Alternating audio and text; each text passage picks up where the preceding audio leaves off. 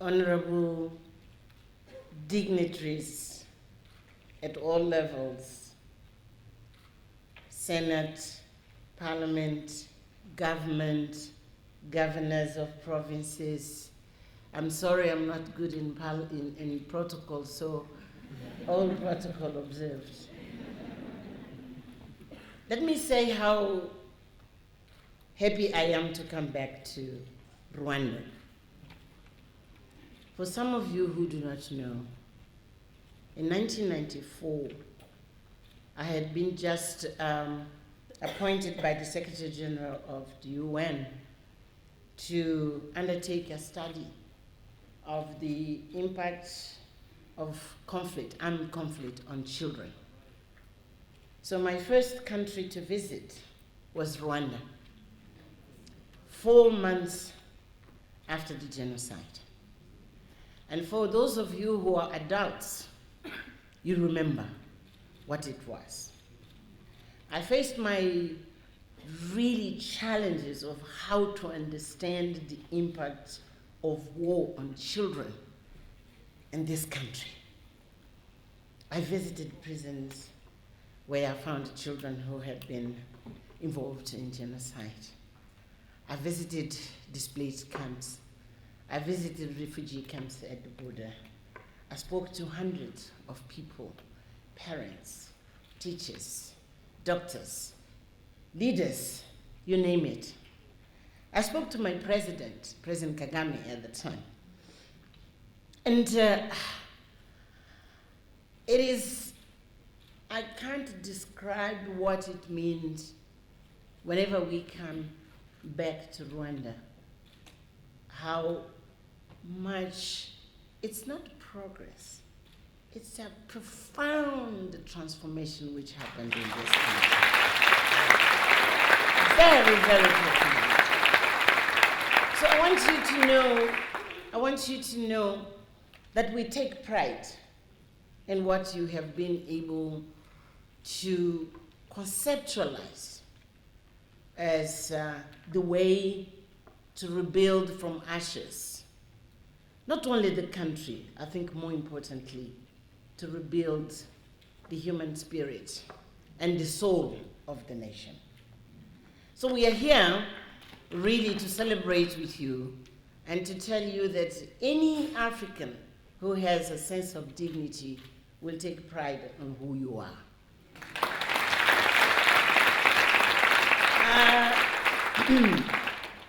I will take you a bit to explain why this initiative of New Faces, New Voices. I've been, as many people say, activist on women's rights and children's rights. I have been because I'm ancient.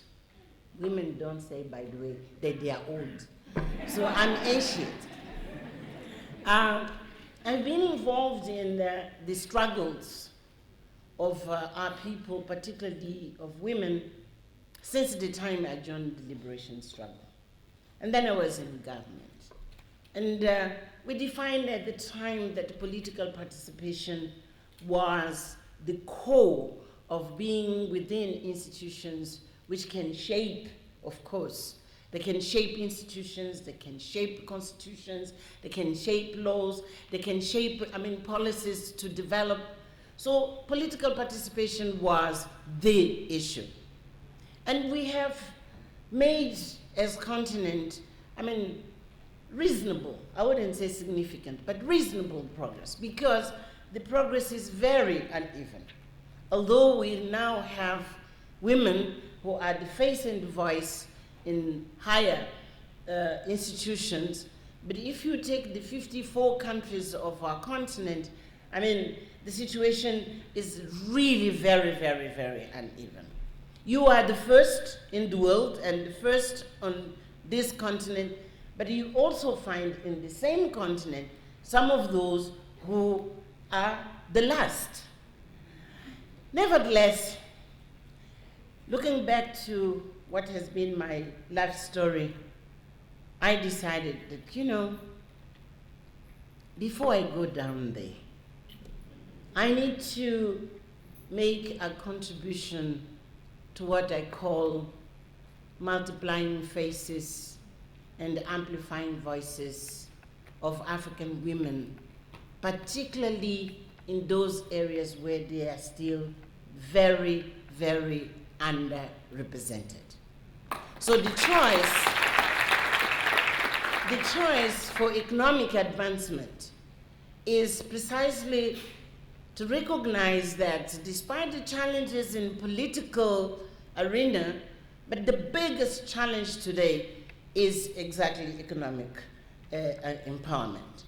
So within this, I want to give my contribution that they will have hundreds of thousands of women who will be able to sit at the table where decisions are made, whatever is the sector of development which has to do with the economy.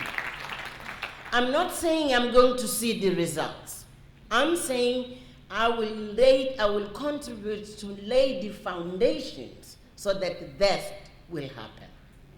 So multiplying faces, amplifying voices is really to say in every sector of economic decision, the face of a woman has to be there and the voice of a woman has to be heard in a representative way in which we are not only having those who have been privileged, but you have the privileged representing the millions of women in different levels of our societies.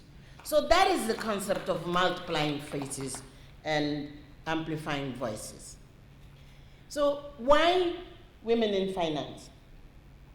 You know, it started by hearing the world after the financial crisis talking about restructuring the financial sector, revisiting what went wrong, and reimagining. There were lots of re things which were being said at the time. And then I looked, but who is debating all this? And looking at the group of the G20, I saw actually at the time two women. It was Angela Merkel and it was Cristina from Argentina. They are two women. But I said, but those women there, they are not talking women's language. They are talking state language. So where are the women first? But more importantly for me, it was to ask, where are the African women in that debate? Because while they restructure, if we are not part of that restructuring, it means, again, we'll be left out. Whatever they are going to come up with, then much later we'll discover that we as women, we were not part of a rethinking and reimagining this new financial system. So I decided to call a group of, I'll be short about this, but I decided to call a group of young women in the financial sector, one of which is Nomsa Daniels, who is now the chair of our network. So the challenge for me it was, you know, the world is moving. Where are you? You are in banks, you are in development institutions, but with financial sector, whatever, you are there.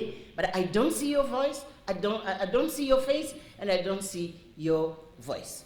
I want you to organize yourself and to take, at the language at that time, I want you to take the center stage in that debate. So we took long time, weeks really, months to conceptualize how it would be. But short, so that I don't become too long, we defined the financial sector as a priority. One, not to miss the opportunity at the time.